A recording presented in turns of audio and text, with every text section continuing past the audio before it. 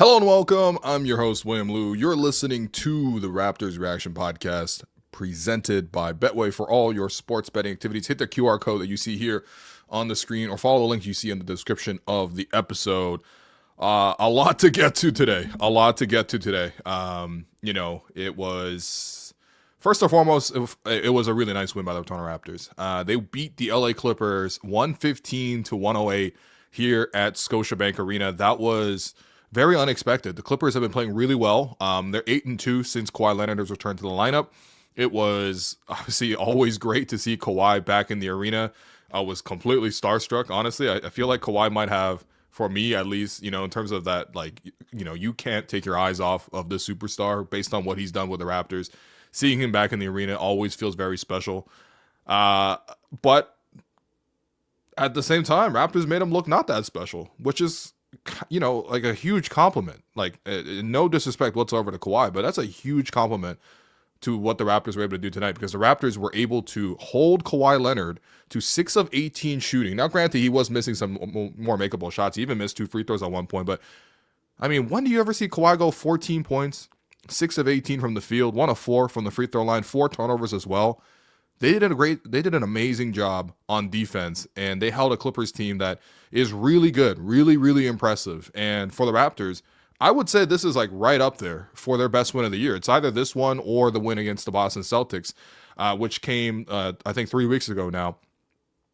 It's between those two. It's a toss-up. And honestly, the Celtics played so poorly in that one that it almost felt a little too easy. The Raptors were able to sort of just push through and take the lead, and it was never really even crunch time. This time, Raptors actually had to fight the Clippers pretty tough. I mean, first half, the Clippers tied the Raptors at halftime.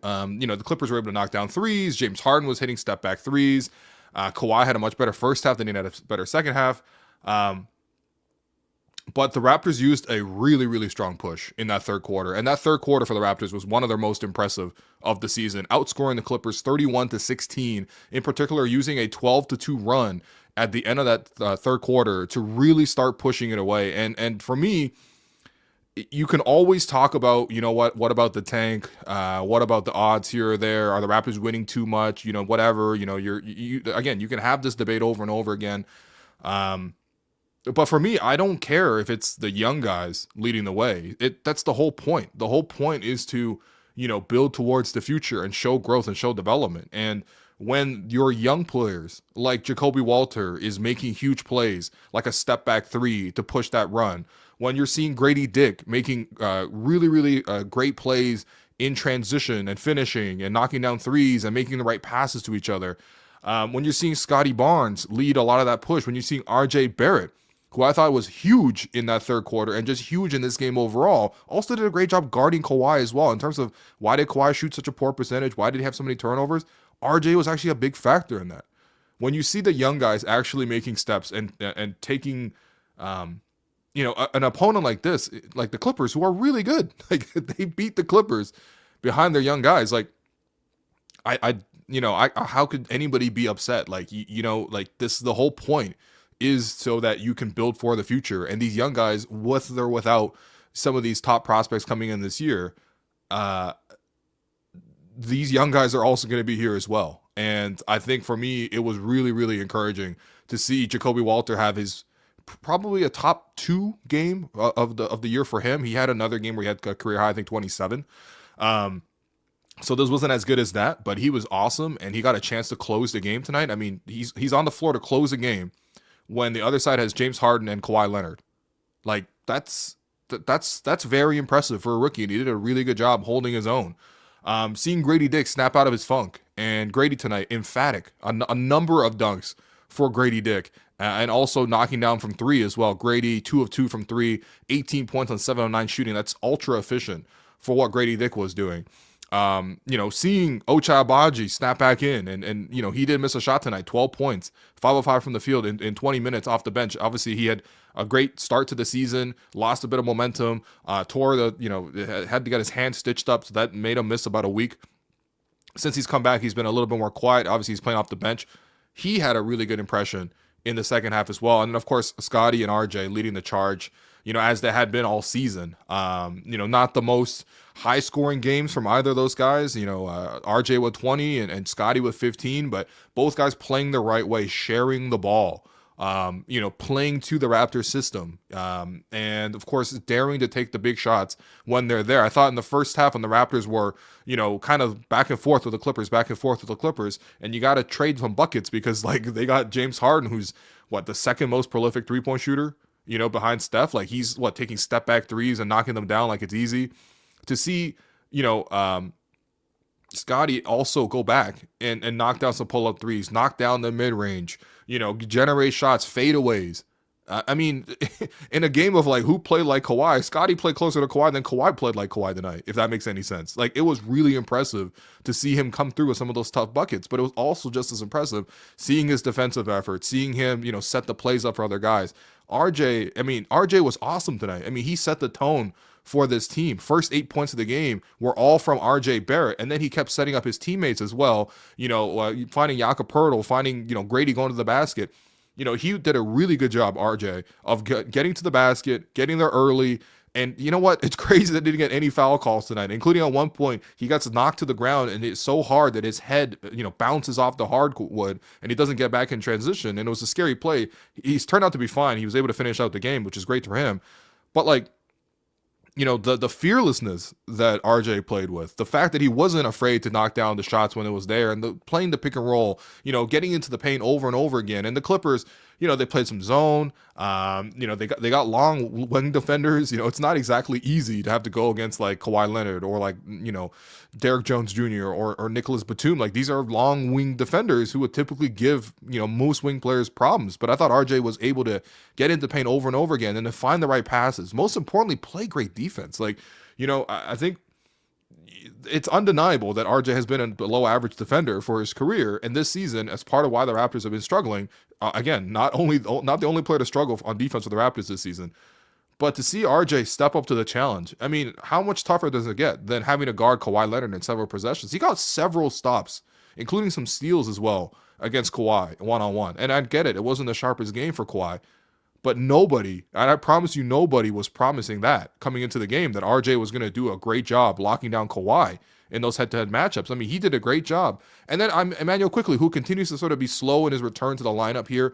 First game back, he only played 15 minutes. Tonight, he only played 17 minutes.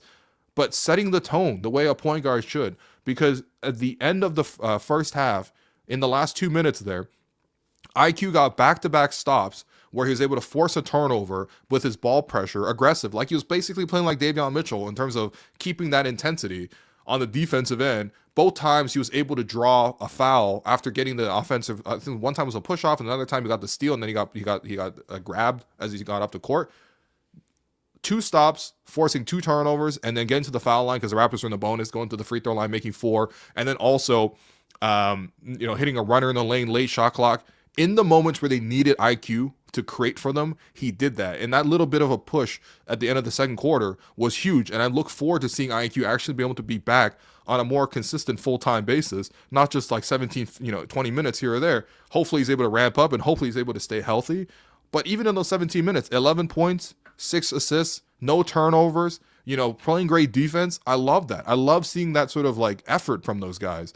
And then your second unit actually came through and developed, and like delivered. Like last game, okay, there was no Kelly Olynyk, there was no Chris Boucher, let off a lot of alarm bells. Are they getting traded? Is this what's happening? Darko's giving the excuse because he has to give an excuse. He can't really tell you the truth, but he's like, I got to take a longer look at Orlando Robinson on a 10-day. And then he said Chris Boucher is the ultra professional, and that's where we're going to give his minutes to Jacoby Walter.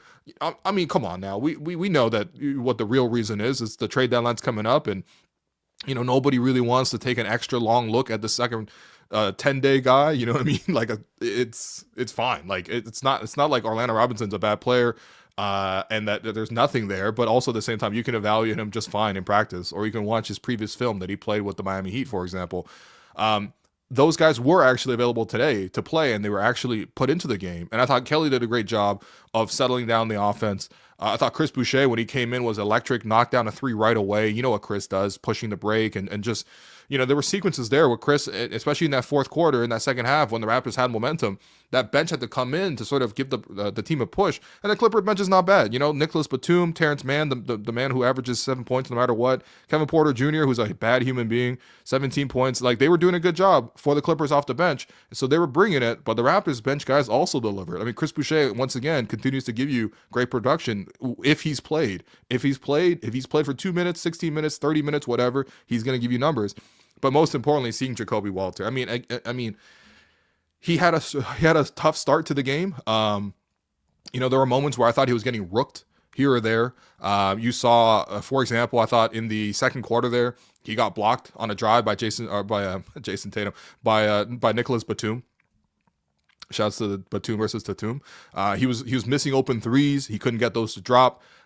He got just like completely wiped out on screens. I think he got an inbound pass stolen, or he got the inbound pass and he got picked off or whatever. Like, it was just a struggle for him, and it looked like, okay, it's a rookie player struggling against a veteran team like this. Second half, Jacoby Walter was fearless, man. I was so much enjoyed seeing him go out there and compete and knock down step back threes. Again, that was during the Raptors push when they were firmly looking to take control of the game, and they completely just washed the Clippers in that third quarter to really get a firm edge on the game. And Jacoby was a huge part of that, knocking down a step back three, crossover step back three. Like, just he's just very brave. Another play where the Raptors forced a miss, but there's a loose ball around the 3-point line. Jacoby Walter was initially leaking out, but he races back in a crowd to win the loose ball, then pushes the break with the ball and drives through three guys and gets to the rim and finishes strong at the rim. Like, that was really beautiful. And then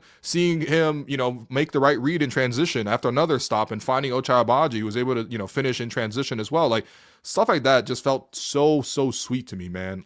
Again, like, when the young guys are the ones who are leading the charge and actually pushing for the win, you can't complain, because as much as we want some random savior to come in, and you know what, this team could use more talent. No one's saying that the team as is perfect and we should never trade anybody. No one's saying that we're not naive, but also at the same time, what's also important is the rest of the team, the people who will be here for multiple years, the Ochai Agbajis, the Gradey Dicks, the Scotty Barneses, Jacoby Walter, like, these guys also got to play well for you. And I thought all those guys did really great tonight. And so it was just, whatever you want to say, like, the Clippers, obviously they didn't have Norm. Although he did make the trip to Toronto, and Norm and Kawhi and Danny Green, who was here as part of the Raptors fan day, were all able to be tributed as part of the 2019 championship winning team. It got a really nice ovation from the crowd. That was great to see. That was that's definitely the second most notable moment from the crowd tonight. I'll touch on that in just a bit, but the Clippers are really good though, and the Clippers are really good, and the Raptors play them tough. Really tough twice. And the last time, obviously, they lost that one at the end by one possession. This game, it never came down to one possession. The Raptors were able to just close them out and did it a great job. And even seeing like Scotty, who again, like, didn't really have the most play, like he wasn't scoring. Again, like, he had 15 points, right? But he wasn't like dominating the offense or anything.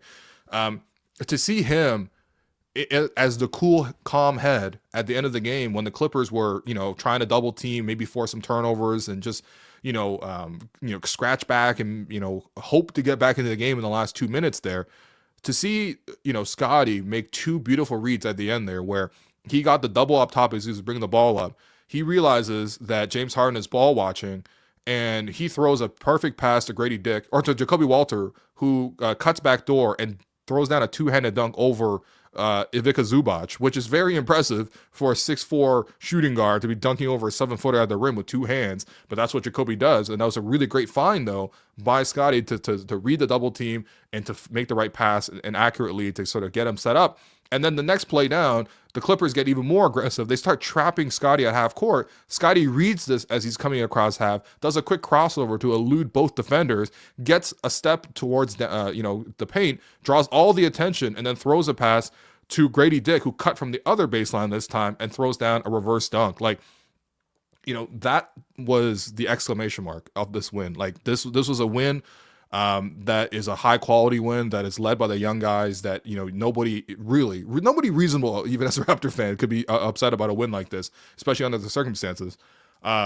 but that was sweet.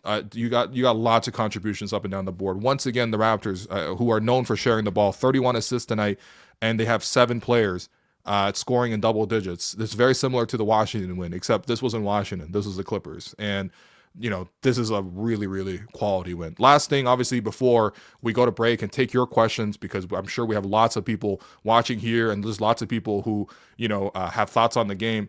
Please leave your comments and thoughts in the chat here, and we'll get to them in the second half after this quick break. But, this was an interesting game, even just from before the game, because for people who were watching hockey last night, I think there was they always play the U.S. anthem and the Canadian national anthem like before games. At this point, it happens so often for me watching, going to these games that like you barely even notice. But it's just like that's just what is done at sporting events.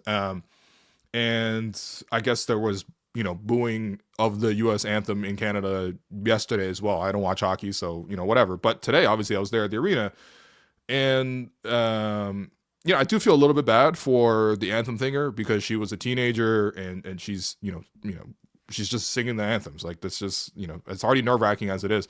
But as soon as she started singing the U.S. anthem, boos started to ring out quite loudly in the arena. You rarely see this. This is probably the only time I've actually seen it at Scotiabank Arena, watching and covering a lot of games there.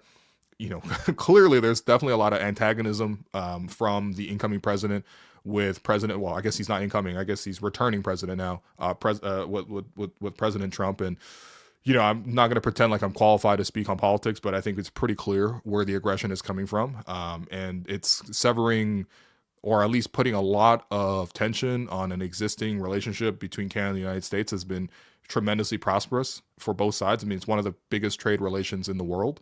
And to just throw a whole wrench into this with not just, tariffs out of nowhere, but also to throw in the antagonism of like, we might just turn them into the 51st state. Like it's completely disrespectful on all levels. And it was actually really, really great to hear.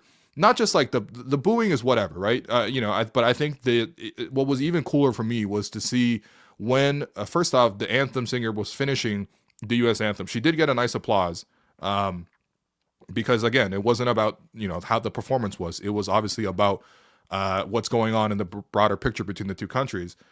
But when O Canada started, to hear the whole arena start to sing in unison as well, it was a really, really cool moment to be in the building for that. The only other times I remember that was when the Raptors were in the finals against in 2019 and game 1. And, the anthem, when it was sung, it was just such a prideful moment for Canadians. To hear that in response there, it was really special. Look, I hope that, there is some sort of resolution that doesn't require a lot of economic loss. I think that certainly Canada and the United States both are in not great places to sort of have that impact. Ultimately, it's gonna come down to, it's gonna hurt like citizens more than anything else, and it's stupid political games. It's another reminder too that obviously sports are inherently political because a moment like that and the stage to be set in that kind of scenario, it's you usually find that in sports more than anything else, and it's a great like public, I guess, like setting for people's voices to be heard. But yeah, that was pretty rare. And if you do want to just like, I guess, check out the two anthems, I did post it on my social account on that dreaded x.com, unfortunately. But yeah, I think probably people have seen it by now, and it was pretty rare. I assume that this is going to keep going. This is going to keep happening. But more than anything else, I just want a better resolution. Like this is Canada and the United States have had an incredible relationship for a very, very long time. Mutually beneficial. Again, one of the biggest trading relationships in the entire world. And to see all this jeopardized in a time where we're not even doing well economically is just hugely disappointing. But I really, really thought it was important to sort of highlight that moment even before the game. Because again, it's usually a throwaway moment, whatever. But to see actually the I guess the Canadian crowd, the Torontonian crowd respond in that moment was very memorable. So it was just a very interesting afternoon altogether. Not the most notable, but the Raptors did beat the Clippers, and we will get to your thoughts on the game. Yeah. Alex, are we playing? I guess we're not playing an ad no more. No, I gotta remind you, there's no break right now. Oh, there's no break right So now. Okay, well, it's a good I'm chance just kind of popping in. So it's a good chance for people to still getting your questions here. What's going on, Alex? Man, what's happening? You got the Nicholas Batum jersey?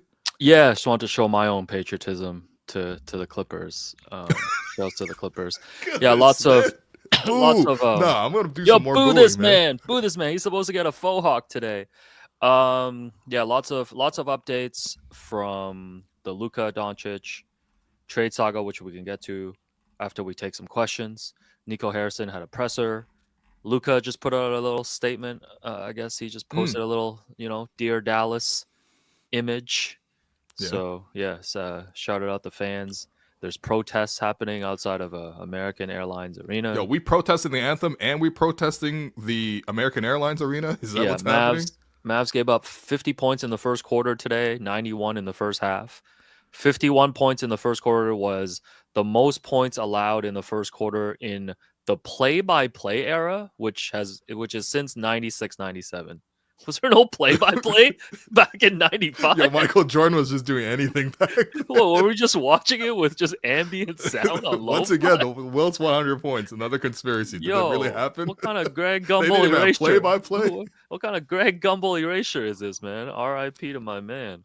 Yeah, for real though. But yeah, we can do the questions and then we can get to it. We can do the questions. Let's take your questions. It is time now for the Tangerine fan inbox. And I'll let you know that Tangerine is the official bank of the Hello and Welcome podcast, the official bank of the Toronto Raptors, foundational partner of WNBA Canada and NBA Canada. And of course, they're not just fans of basketball, they're fans of basketball. They're fans of fans who have their own nickname for each guy in the starting five, fans who stand 5 inches from the TV all night, or fans who can recreate every player's layup package while sitting on their couch. And if you're listening to this, there's no doubt in your commitment. Fans like you are at the heart of what makes this game great. So this year, for the Raptors' 30th season, Tangerine is turning the spotlight from the court to the stands and celebrating the way Raptor fans support their team. Because is how we fan. To learn more, visit tangerine.ca/basketball. I thought I was gonna say this is how we win. Shouts to Uncut Gems. Which is behind you actually, right there. 6-way parlay. Yeah. Anyways, you ready for this first question? First question here from Brad. Do you think Jacoby Walter has a higher ceiling but lower floor than Gradey Dick? The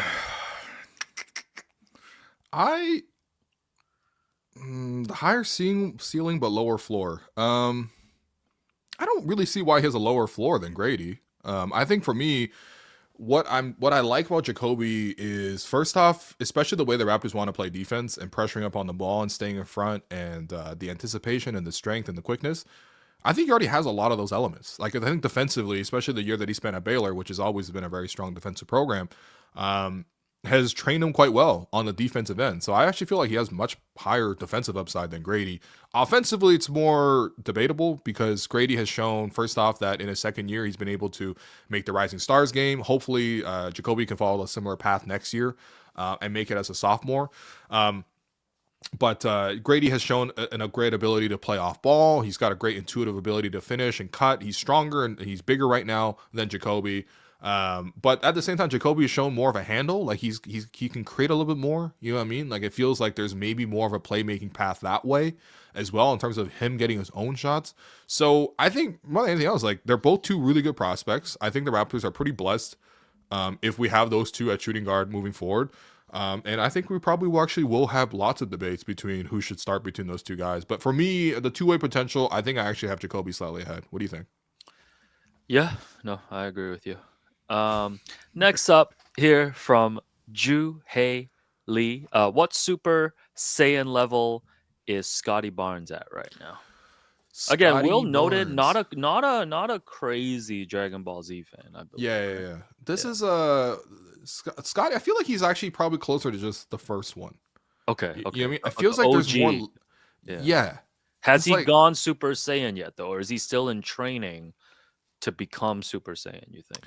I feel like he's this past month. He actually has gone Super Saiyan for me. I think the focus and effort and compete level, and the fact that he's actually developed a go-to move. I guess that's his Kamehameha right now, is the mid-range shot. Yeah, is like is the moment right now for me that I feel like he's actually starting to push that level where a lot of nights Scotty is the best player on the court. You know what I mean? Like when we were down in Atlanta and we watched those 2 games, like Trae Young wasn't the best player on the court with his 11 turnovers. Like it was Scotty Barnes in both games, like definitively. Fourth quarter taking over. In a game like this with James Harden and Kawhi Leonard, I mean, we know obviously those 2 guys are first ballot Hall of Famers, and James Harden had a really good night going to the foul line and stuff like that. But like I thought Scotty played a really good 2-way effort. Like he played better than Kawhi for me tonight, which is crazy to say. So I think he's hit that, like, this is the first level though. I think there's obviously more and more levels. You got to be this, more consistently as well. But in the last month, I've had 0 complaints about the way Scotty has played. Basically since he moved off of playing the point guard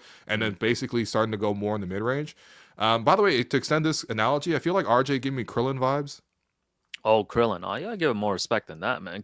What? I mean, Krillin was like a solid sidekick, but at some point his power level just like wasn't high enough. Is that not RJ? Like I feel like you would hope that RJ can become like a Vegeta type, like it's Goku and Vegeta, right? And then like I think we established before, IQ is future Trunks because he shows up once a year. Yeah, but he's occasionally pretty sick. Yeah, he shows up for 15 minutes and is really sick, just like future Trunks. Yeah. So Krillin. You don't think RJ's Krillin like though? Krillin is like Jamal Shed. No, like Krillin is like. You gotta respect Krillin a little bit more than this, man. No, what is like Jamal Shed's spirit bomb? They don't. Now I like that. Now I like the. Well, Darko's spirit bomb is just a challenge for Scotty. Like, please, refs. Yo, I like the idea of Darko as Master Roshi. Oh, that implies things that are no, we can't. Implied. No, we cannot slander Darko like that. It's like, why is his nose bleeding all of a sudden? But no, RJ as Krillin is disrespectful as a Dragon Ball Z enthusiast. I've seen some RJs definitely Piccolo in the chat. Oh yeah, Piccolo is a great call. Yeah. Shouts to the chat. I really like that. I really like that. Damn, it's I mean, I don't know. I got respect for Krillin, man. Shouts to Krillin. No, man. I feel like RJ throwing out a left-handed dunk. That's a spirit bomb, man. Yeah. By the way, shouts to Matt Devlin. Hit that RJ kidding me today. So, Ennis Esmer, you're in Lisbon right now, but I know you've been a dedicated React Pod listener. So, shouts to you for that RJ kidding me hit. Let's see what else is there. There's a request in the chat to drop the Norm interview. Listen, the Luka trade happened. Jerome's, busy behind the scenes working on some many great things. And the Norm interview will drop and it'll be beautiful. Here's the thing. Like, we can only make Jerome work on one thing at once, right? Like, and quite frankly, we working Jerome to the bone already. Okay. Yeah. Jerome's Krillin right now. Yeah. I mean, Jerome's gone Super Saiyan himself with the hair. Jerome has decided to pop up, but without a face. What's going on? What's going on, Krill? What's up, bro? Yeah. So the Norm interview. We were gonna drop it on Sunday, but at the same time, one of the most shocking trades of all time in NBA history has taken place, and so. Yeah, we thought we would bring you that content instead. I think post trade deadline we'll drop it. It'll be there. Okay, Norm gave us some great answers. Okay, Norm said he was going to be a Raptor for life. Yo, don't spoil it at this point. Come on. Okay, all right. Well, just saying. Donkey says, feel weird calling you Donkey. Donkey says Norm interview is the new Danny Green accepting his ring. Shouts to Danny too, doing a little Toronto tour this weekend. The fan day, being on the broadcast today. Big fan of Danny on the broadcast. I think that's a good. He's done like studio analyst stuff. He's done podcast stuff. I think the analyst role is really it suits him really well. He's good at it. Danny is great at it, and obviously we had the pleasure of talking to Danny several times. Actually, most recently on the Hello Welcome podcast. If you go to our last episode of the Championship Reaction podcast, we actually went through. Game 4 with Danny Green on the show, and he gave us such great insight into sort of like that 2019 season. But that guy's just really well spoken, but he's also not afraid to say things, which I'm going to sidestep. But I mean, I think it's great seeing Danny around. I also think that like I didn't get a chance to go down to Raptors Fan Day, which took place last I guess Saturday. And I would love to know if anybody in the chat right now, we have a lot of people watching right now. Did you guys actually go down to Raptors Fan Day? Because at least from watching a bit of the stream and also watching some of the highlights and talking to some people who were there as well, it looked like a really great atmosphere. And I actually really, really like this idea where basically if you missed it, the Raptors sold, I think, like much cheaper tickets because it's not a game. It's And just they had like 10, and they had like over 10,000 people show up. they basically packed the arena. Yeah. The atmosphere was really cool. Again, it was really cheap to go in. They were actually only charging like $4 for pizza, for example. Like, you know what I mean? Yeah. Like it's Matt Ishbia rules. basically they were like, yeah, we know we've been robbing you all season. Here's one day. But the fact that they actually, I mean, the fans got to go on the court, which was really cool. They lowered the Vince Carter banner. They lowered the people banner to like take photos with and stuff. And then like it was a very cool event. Yeah, and then the whole team actually came through, and they split into different teams, and they basically had their own all-star skills challenge weekend kind of thing. This is kind of like what they do a lot in preseason when they travel to like Vancouver, to Montreal. Like they'll have a little scrimmage and all of this stuff, and it's like a way more affordable experience. I think it's great. I think it was great. Yeah, I think MLSE needs to do more of this. I think that again, there's only so much. You can't make the players work for free and all that kind of stuff. I understand, but it's great fan service, and it's especially for me. Like I want to be consistent. Like if I'm gonna complain about ticket prices being raised and you know the product being lowered, which obviously doesn't really work out and doesn't really go down well. I got to show them a lot of love for putting something like this together. And I think the players are super game for it too. Like I ended up seeing RJ. He had an event at Holt Renfrew with Paul Jones, so I was down there for that. A man like me skipping fan day and go to Holt Renfrew, can't believe it. But yeah, I mean RJ seemed like he was in a great mood, and it's just really nice to sort of give something back to the fans. Like, more than anything else, that's the most important thing, man. Yeah, we had someone in the chat. Ian said he paid $60 to sit in the row behind the media table. That's crazy. By the Raptors bench, so basically courtside. You got courtside you're tickets. Essentially courtside. Yeah, and obviously it's not a real game. There's no opponent there. But even for the Raptors to spend an actual off day, it's like the Raptors have a pretty packed schedule. Like to spend a whole off day going through something like this. I know the Raptors have had, I think, open practices in the past, but this was really engaging, and mid-season too, it was cool. And also, shouts to the Raptors hosting their own All-Star Week Saturday because so they don't really have any All-Stars right now. So they had a 3-point shootout and everything? Yeah. That's crazy. That's how Will fans at Holt Renfrew. That's right, baby. Come on now. Yeah, man. He probably fainted at the prizes. Well, wasn't looking really. Let's see what else. Shouts to Dara. With this trade war, our only goal should be to become a contender as soon as possible and show our Canadian dominance in the NBA. We need a tank general to help us capture that American flag this draft. All right, I like that. Good line. The All-American Cooper flag. By the way, what do people mean when they say that? What do people mean when they say, "Oh, the NBA needs a white superstar"? What do they really mean? I haven't seen patriotism like this since Bret Hart took on Shawn Michaels in Montreal, man. Well, we haven't seen a man as dumb and as loud as Trump ever, basically. That's fair as well. Yeah, that's fair as well. All right, you want to get to some Luka stuff, and then there's some questions about Luka too that we can get to.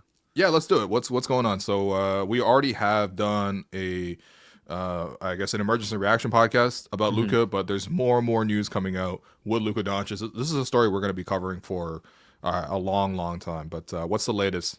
24 hours later. Yeah, so Mavs GM Nico Harrison did a presser before the Mavs played in Cleveland today, sat with Jason Kidd for basically this was their pregame availability, and he answered like 5 questions, then got up and left.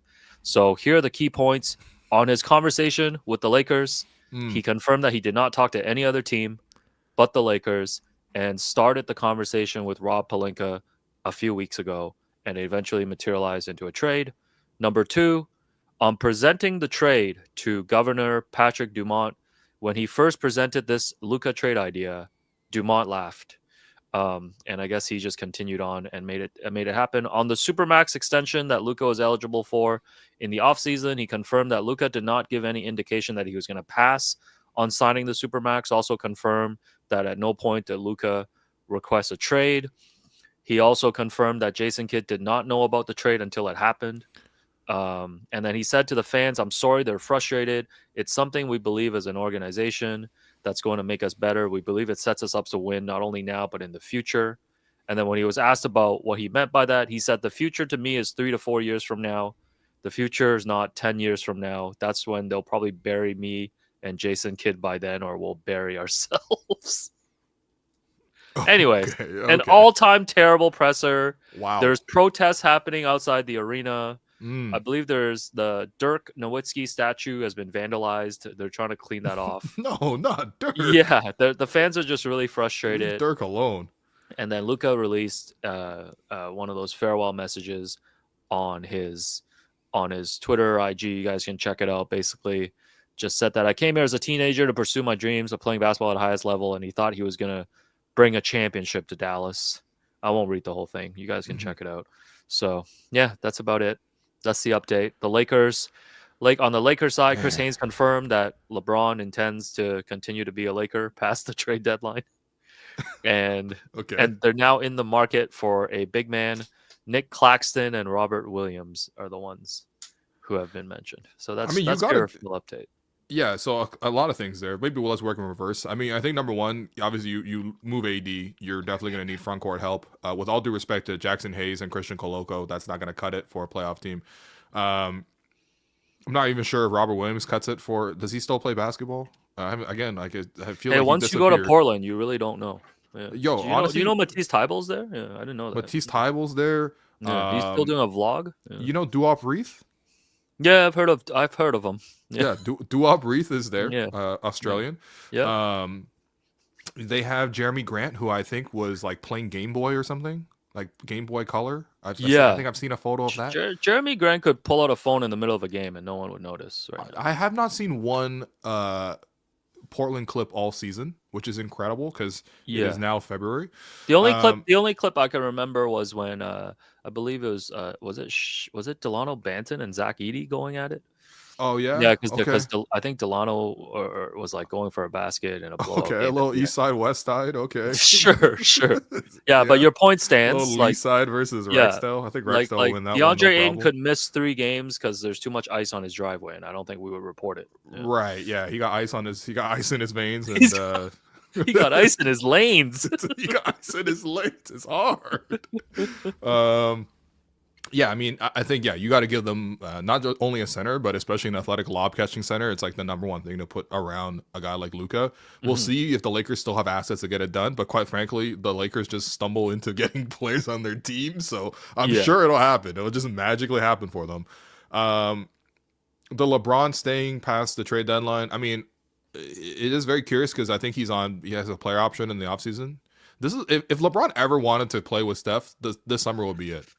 Find a way to get yourself signed and traded to the Warriors. The other player who has a player option this summer is Kyrie Irving. And now the chatter is Kyrie is going to exercise that option and join the Lakers. In the offseason. So he can talk about a 2-for-1 reunion. He gets to reunite with LeBron and Luka. Yeah. I honestly feel like the Lakers, wow, I mean, that would be ridiculous. We know that Kyrie's been really happy playing with Luka. That's the thing. Like Kyrie was like wilding for a while, and then he came to Dallas, and then he really, really found a good place with Luka, and then they traded Luka. They did the unthinkable. I still can't believe it. I had 20 different versions of "Can you believe the Mavs traded Luka" at the arena tonight? Like 20 different versions of the same combo. And Nostradamus when LeBron retires and the torch is officially handed to Luka in LA. He's going to recruit Nikola Jokic there. Oh. Yep. It's going to be Luka and Jokic. I don't put anything past them. Oh, if they want a lob catching center, they might as well get Wemby as well. Like, no, I think the Luka Jokic is going to happen. The NBA moving like La Liga, basically. It's just freaking Real Madrid and Barcelona every year, no matter what. By the way, I finally found. I thought more about like what's the craziest like player movement thing. Like a trade or signing or whatever that shook the NBA to this degree. Yeah. And the closest cross-sport comparison I had was when PSG bought Neymar off of Barcelona. That was like comparable in terms of like Neymar was like top 5 player in the world at that time. he different circumstances because he wanted his own team, kind of like I guess T-Mac Vince in a much bigger scale. And then goes to PSG of all places.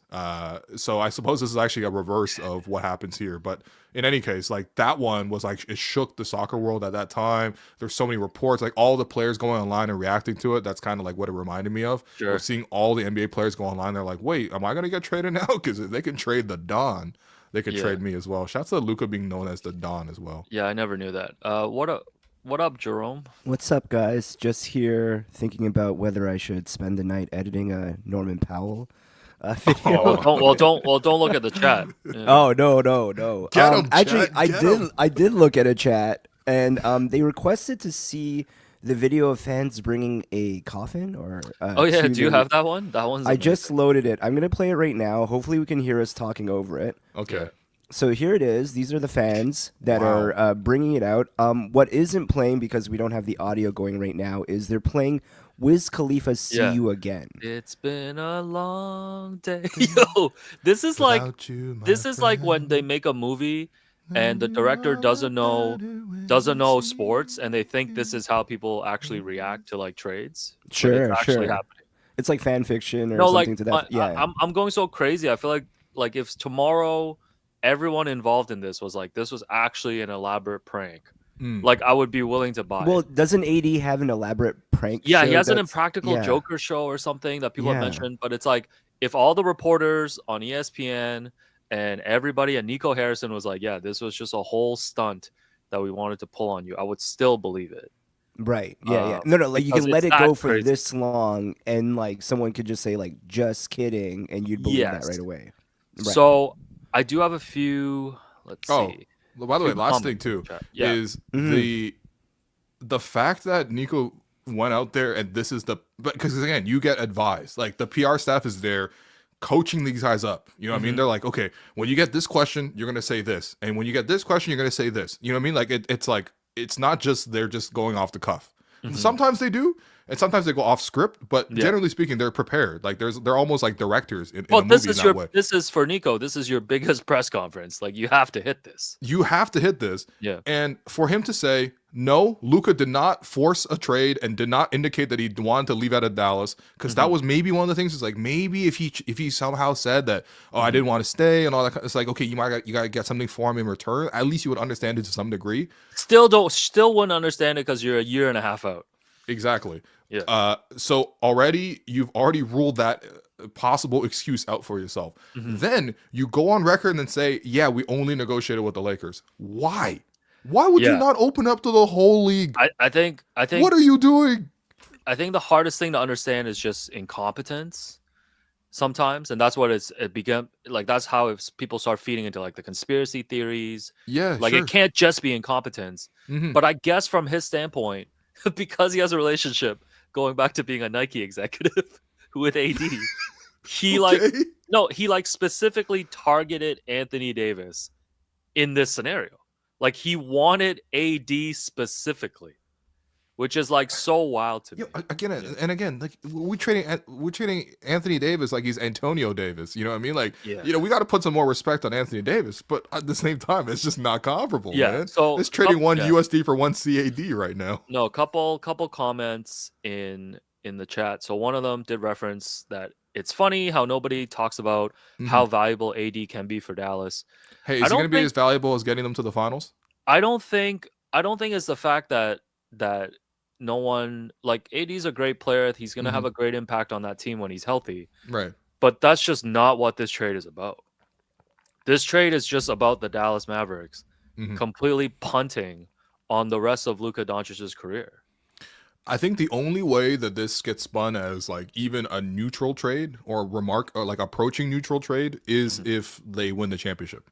Like the Mavs got to win the championship to make this okay. Yeah, I've seen some Dallas fans being like, even if they win a championship, I'm not going to be happy. That's a lie. What? If they win a championship, it's going to be all good. Like that's the ultimate goal. You're still going to be like, oh damn, we don't have Luka for the next 15 years. Yeah. But if you win a championship in that scenario, you get it this year, then I think you just call it even and move on. And that's it. That's what's going to need to didn't we go through that with Kawhi? Yeah, I mean, Yeah, but I didn't DeMar really go wasn't through a loved lot as of much emotional as ups Luka and downs is, of man. DeMar getting You traded. think DeMar didn't have it like Luka? By Raptors fans? No. I No, mean, okay. Raptors fans, that's a very different question.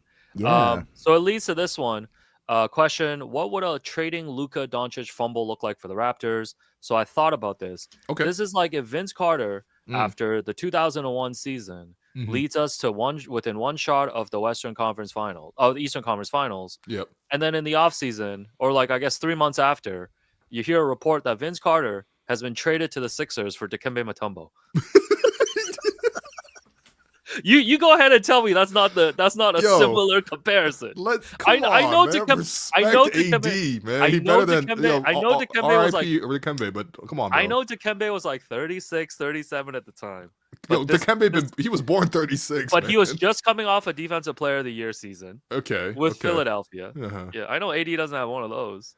Well, I'm just saying this is like equivalent to that. Like you're trading a player who you just experienced a franchise high with for like just a player that I know like you're just baffled. Just in the finals, man. I know, but this is the closest I could come up with. Yeah. This is the closest I come up with of like just like what is the Raptors franchise like equivalent? Here's the thing. The Raptors have not been as blessed as either Dallas or the Lakers to have even had a Luka in the first place. The thing, completely correct. And I still don't get how you spent all these years trying to build a team around Luka. Like you went through the Porzingis experiment, you got out of that. You lucked out because Kyrie had his third and fourth eye open in Brooklyn and was available for a super low price of Spencer Dinwiddie and Dorian Finney-Smith, who, by the way, Spencer Dinwiddie still in Dallas. Yep. So, like, it's just I can't believe they went through all this just to ship him out because he's 270 pounds. Yeah. Someone said Vince Carter for Rasheed Wallace. I mean, yeah, something of that nature. Yeah. What if we we realize Kawhi actually wants to stay, but we trade him to the Clippers and somehow get back Paul George in it? Or get a version of Blake because like Kawhi would have to be like the most like impactful like talent level player in Raptors history for any of this to make sense. Like it's only trading Kawhi. There's nobody else that we could trade from our franchise. It's honestly impossible. Like we've gone through today across two pods, like we've covered everyone from Babe Ruth to Wayne Gretzky to like Paul George, like there's just no comparison for this. There just isn't. Like this is just like a once in a lifetime. Like we're never gonna see a crazier trade than this. Someone said this is like trading Scotty for Ben Simmons. No, again, we have to respect AD, man. Come on. Like no, I'm saying like none of these comparisons hit because like it's just really hard to find. It's anything that's happened on this level. But it goes back to your original question when you were asking earlier, Will, like we got to respect AD, but will AD take them to the finals? That's what I'm saying. You not only got to take them to the finals, you got to win the whole championship for this to like actually be hailed as even close to an even. The complaint isn't even about them getting AD. The complaint is like they couldn't even extract 2 first rounders from the Lakers. Because the Lakers have talked about those 2029, 2031 picks forever. And they were like holding them off like, oh, we don't want to use them on DeJounte Murray. We don't want to use them on Trae Young. And now they only need to use one of them to get Luka Doncic. Well, I mean, they also had to move AD. I mean, the weird thing is like, for this season, I don't think either team is better. Yeah. But again, it's not for this season. The Lakers have found a succession plan for like the next like 5 years at minimum. Yeah, no, the Lakers are laughing, man. This is ridiculous. I forgot to mention in my rant about how the Lakers get everybody is that before they got Magic, they also had Kareem. Oh yeah, Kareem. So what is it like? Kareem, Wilt, Magic, Shaq, Kobe, and before LeBron. Kareem, they had Jerry West. Yeah, Jerry West. Come on, bro. Yeah, LeBron, Luka. Yeah, it's Yeah, you know what? The one thing I was gonna say too is I mean, this is whatever, but like for Luka, I hope this is a big wake up call for him because like a player that is as talented as him should never even reasonably be traded. And I know this is like we're all kind of already saying it's mismanagement by the Mavs, but like yeah, if you go to Lakers, expectation for him is also to win a championship.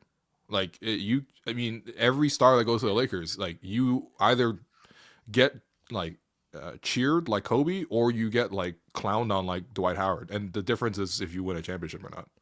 You know, and like LeBron goes there within a year, they've already gotten, or within 2 years, they've already gotten a chip with him and AD. You know, like we'll see sort of who they pair, you know, him with. Maybe it's just him and LeBron as is. Although I feel like that's a bit of an awkward pairing, but still, like, could work, I guess. They're gonna get Jokic, bro. Denver fans gotta get ready, man. Oh my god! It's the next like 5 years of the NBA is gonna be Luka and Jokic versus Wemby and Giannis, and I guess De'Aaron Fox can run point there.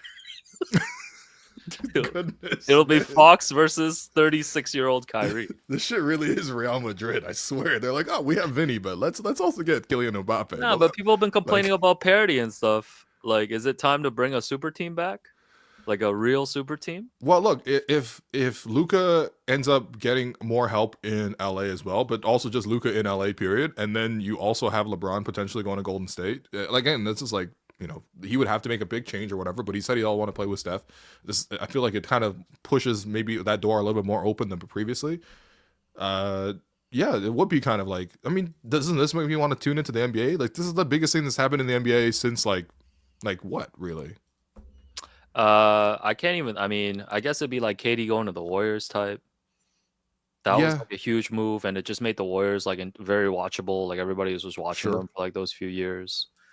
Yeah, it's been a while, man. It's been a while. LeBron to the Cavs this week? No, that'd be kind of hard.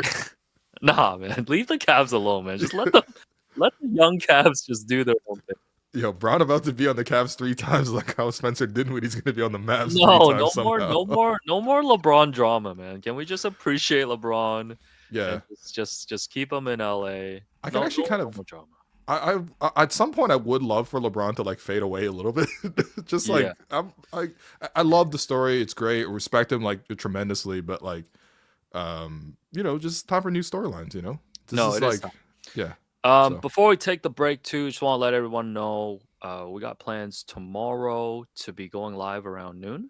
Yes, we will be going live at noon. We never know what's going to happen in the NBA. You never know what trade rumor is going to drop. Not that much Raptors trade rumor wise today. It feels like everyone's just reeling off of the pure shock. The Raptors are not the main characters right now. Yeah. By the way, do you think well, the Raptors aren't even close to the main characters, but like, do you think how many teams around the NBA where ownership called their president / GM and was like, hey, how come we didn't get on this Luka thing?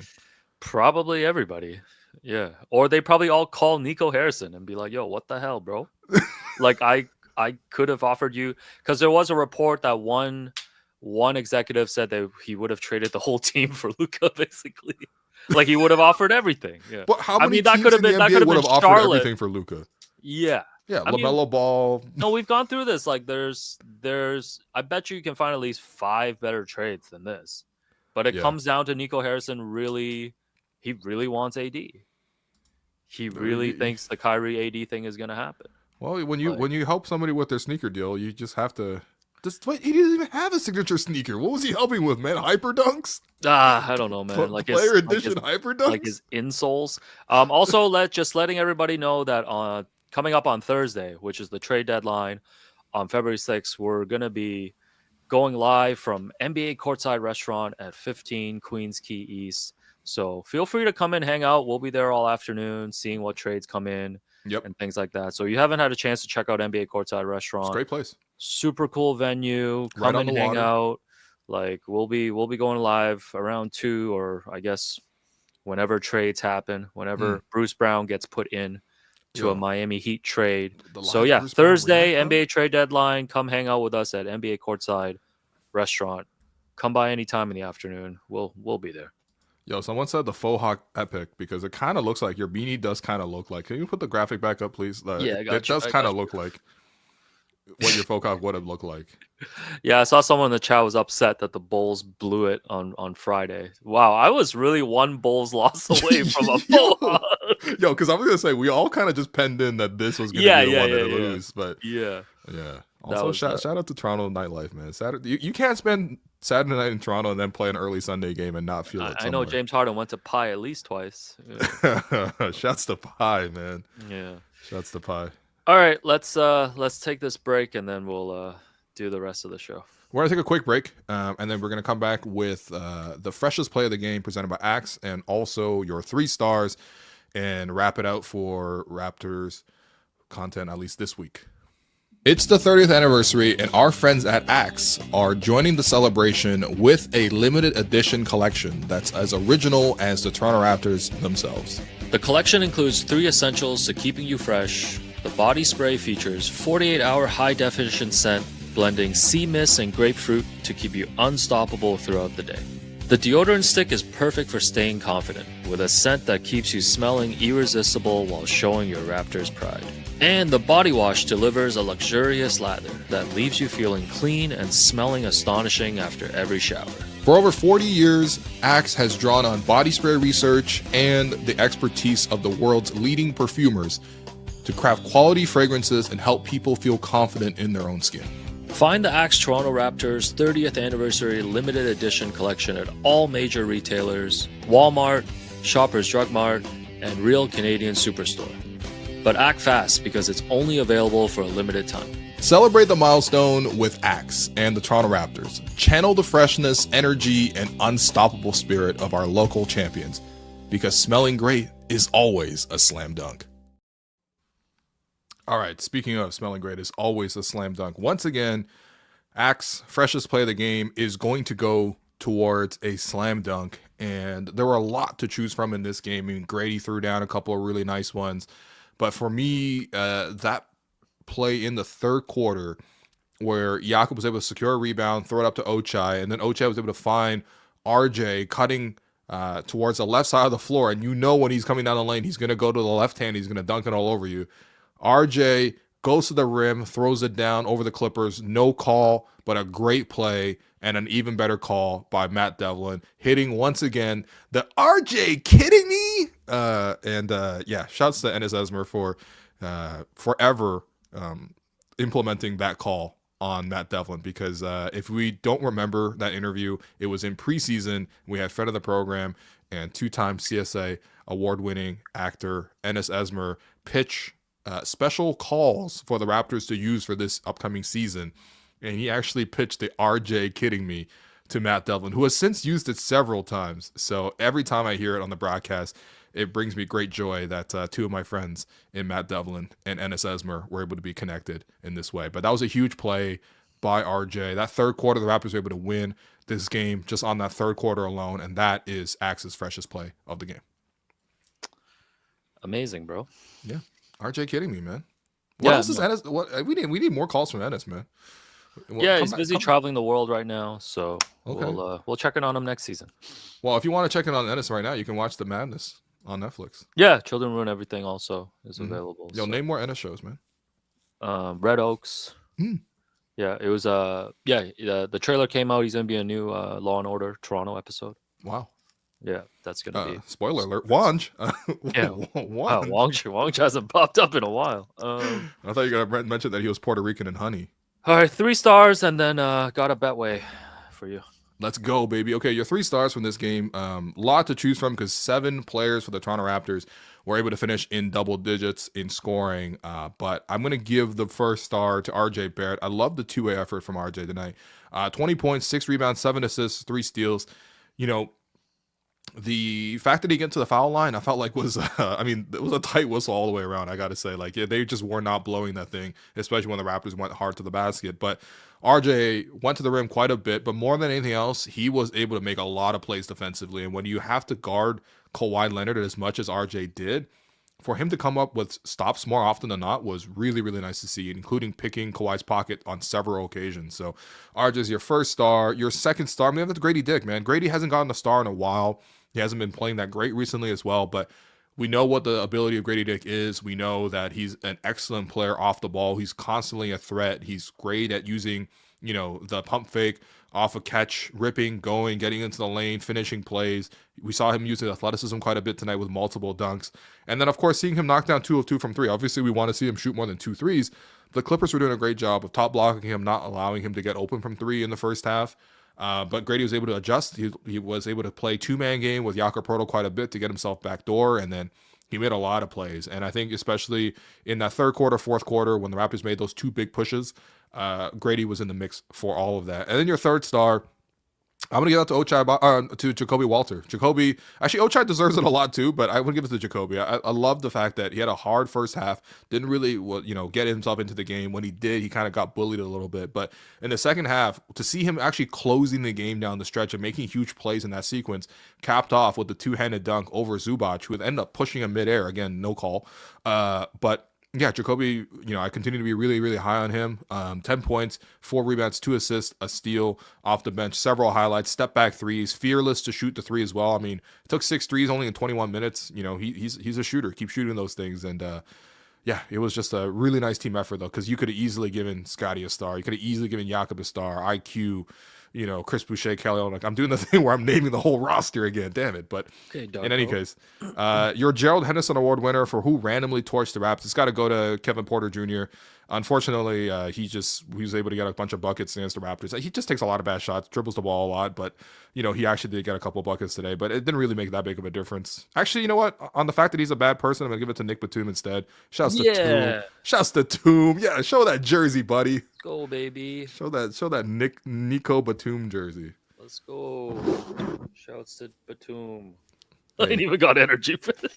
Batum over Tatum. All right. Lamar was not in this. Yeah, you know what? Screw Kevin Porter Jr. Yeah, give it to Batum. What was I thinking, man? Yeah, Toom was great, man. 77? 70. Yeah, I think he's 77. Why are you wearing Luka's number, man? Right? Can't you just let Luka have his little hockey jersey by himself? He should be banned from wearing 77, man, amongst other things. No, fair enough. By the way, Batum, I realized watching Batum tonight that Batum has looked the exact same in his entire NBA career. Oh yeah, all time has not aged team. Yeah, first team. He just takes like the razor and just does one over his whole head. Like he just traces. Yeah. If he came here, his Gillette commercial would be 3 seconds. Yeah. if he was a Raptor. So fair. Before we go, I want to let you know that on Betway right now. So the Clippers are 28-21 after tonight's game. And right now they are on Betway. The over-under is 47.5 wins, and the over is 1.80 odd. So to hit the over, Clippers got to go 20-14 for the rest of the season. They've been, I think you would agree, one of the pleasant surprises of the season. Yep. Kawhi's just recently come back, and James Harden's been playing well. Norm, potential leader for most improved player award right now. Norm better win most improved player, man. He better, man, because I got a Betway bet on that could cash out $75. So wow, that would help me tremendously. So you need that. I need that, and for all the grief that we gave them for the offseason, for letting Paul George go, great decision. Hey, and picking up players like, I don't know, like Chris Dunn's helped them. Derek Jones Jr. has helped them. Zubac is entering a territory where I feel like he's like one of the most underrated guys in the league now. Like he just puts up numbers, man. I mean, you don't get a nickname like Zoo Alcindor for nothing, man. Come on, man. You just get that because the Clippers just need people to cheer for. But anyways, 47.5. Do you see the Clippers getting to 48 wins this season? Well, at their current rate, they're on pace for 47 wins, so it's pretty much like exactly dead on for what they are. I think the Clippers have been really impressive because they've had a lot of players miss time, and then they still are able to sort of get results. The other thing too is just, as you mentioned, like defensively, this is a team that has really been able to sort of perform. They're just kind of okay on the road. Like they're 11-13 on the road now, but they do really well at home at the brand new Intuit Dome, which we're able to go check out as well. I've run out of Clippers factoids, and quite frankly, I feel like they've been playing a little bit above their heads. I think some of that's really good coaching by Ty Lue, just in general. Yeah. He's very crafty. But if I had to guess, I think they finished slightly below them. I just feel like the Clippers usually, especially with the veteran team, start to like lose a bit of interest, in March. So on the fact of that alone, I'd probably go slight under, but I think they'll be in 45 to 49 range. Like they're pretty set for that. Yeah. So if you want to check out the over under on the Clippers, make sure you hit the QR code below and get all your basketball betting odds from Betway. There you go. I'm a little sad for Norm, man. I'm a little sad for Norm that he didn't get an All-Star. Like as good as Uno no All-Star, no hello and welcome video. Hey, maybe when he gets Maybe when he gets announced as a injury replacement. Wow. Then, we can set that up. Yeah. I feel like this year the People's Choices, like you know how there's like the People's Choice Award at TIP every year. Yeah. The Grosh People's Choice Award winners for the All Star this year in the East, it should be LaMelo Ball. Oh yeah, there's a lot of outrage over LaMelo. Streets wanted LaMelo Ball so badly, and they did not get him. Yeah. And then in the West, Norm Powell, who averaged 13.9 points per game last year, is averaging 24.1 points this year on incredible efficiency. He's basically shooting 50, 40, 90 from the field. I mean, he's at 49.9% on the field, 44% from three on 8 attempts per game. And a lot of these are pull-ups, too. Norm loves a little mid-range pull-up and a three-point pull-up in transition. I mean, shouts to Norm, man. I'm actually so proud of Norm. I'm actually so proud of all our 2019 champions. Man, shouts to our guy, Robert Marash, who's always been a huge listener.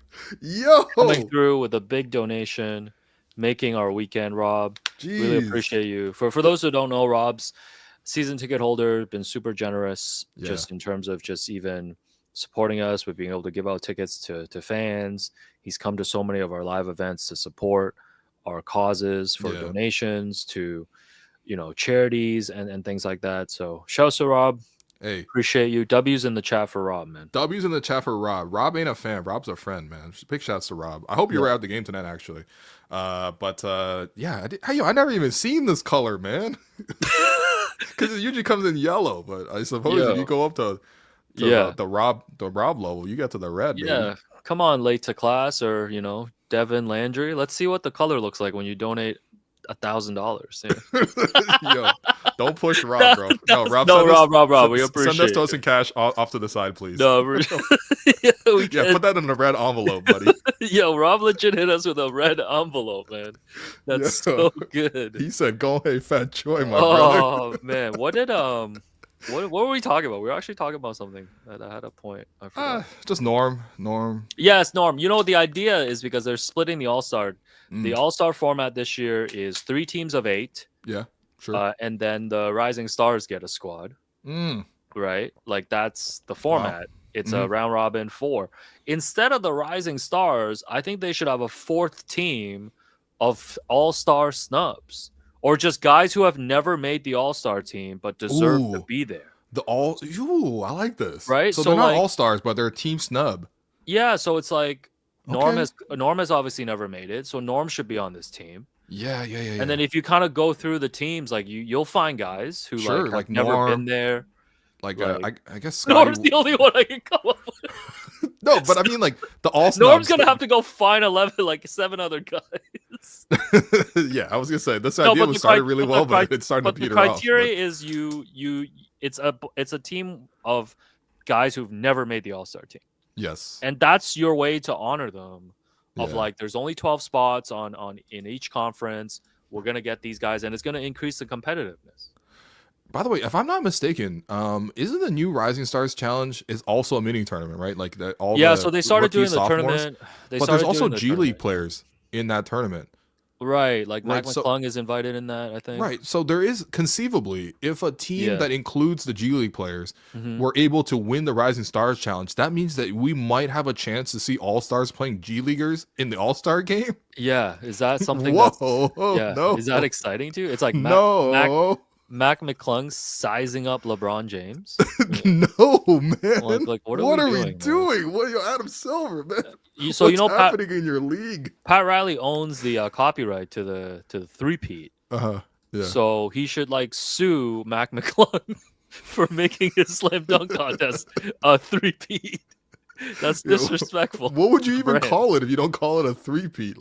Well, what is the equivalent? People asking the equivalent of what's the equivalent of the Luka trade? What's the equivalent of a Mac McClung getting called up every year to save the dunk contest? It's like, we got this regional manager who's really good at this one thing. And every year we're going to call him in to fix our VLOOKUPs in the Excel spreadsheet for one weekend. Wow, accounting jokes. Sick. No, what do we... Yeah, Old Alex. Is Assad in here? Probably. But yeah, no, if I'm Mac McClung, am I not a little bit offended? Or am I oh, this is great? Because he can make more money in that one night than he does playing for the He's dunking for his life. Playing for the Delaware like It's 97 for him 96ers right now. or something. Yeah. He's facing more pressure than anybody, man. Yeah, this is legit like an Eminem 8 Mile situation. Like he has to nail this. He has to, like, you better not lose to Stephon Castle. All due respect. He does throw down some great dunks. He's Like, deserved to win the last two. He was huge in terms of like sparking it the first time. And the first time was really cool. But like, bro, 3 times in a row, like, what happened? Why don't NBA players want to dunk? It's the coolest thing, man. Everything about All-Star. No, All-Star's cool. Never mind. How's the dunk contest like Andre Jackson Jr., man? Like, I mean, I know he can jump. Like, there's some crazy videos of him jumping. You know who else can jump? Like, a lot of NBA stars. Yeah. Like, you know who can jump? Ja Morant, I've seen, can jump. Yeah. Anthony Edwards can jump. Like, there's a lot of guys who can jump. Yeah, anyway. I mean, this is ridiculous, man. Andre Jackson has had a total of 30 dunks in his whole career. Well, he's about to have 30 attempts on Saturday. That's what Giannis gets in a month, man. I mean, anyways. All right, well. That was it. Make sure you check out our other pod that we dropped today on YouTube, on the podcast feeds. Stay tuned tomorrow at noon Eastern. We'll be going live again to recap all the trade rumors that are happening. If nothing happens, we might pitch you a couple of fake trades, stuff like that, because, the content never sleeps over here at the Hello and Welcome podcast. So drop a like in the chat, drop some comments in the stream, and otherwise, appreciate everyone for tuning in. This has been the Hello and Welcome podcast presented by Betway. We'll catch you tomorrow.